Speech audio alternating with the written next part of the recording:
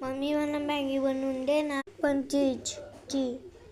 मग पहिला मम्मीने चीज घेतलं, कढई तापवली, मॅगी, हळद, कांदा, ऑरेगॅनो, चिली फ्लेक्स, चीज, वाटाणे आणि मग तेल टाकले 2 चमचे. कांदा टाकला, शेक केलं, मीठ, हळद टाकले, वाटाणे टाकून मिक्स केले. मग मी पण मम्मीला चीज कटिंग करायला मदत केली. त्याच्यात मम्मीने पाणी ओतलं. मम्मीने पटापट रॅपर कापली आणि मग मी त्यातले मसाला काढून घेत होतो. मग मम्मी त्याच्यात थोडे थोडे तुकडे करत होते आणि मग मम्मीने पटकन मसाला टाकला. चेक करून ते रेडी होत होते. ऑरेगॅनो टाकला, चिली फ्लेक्स टाकले.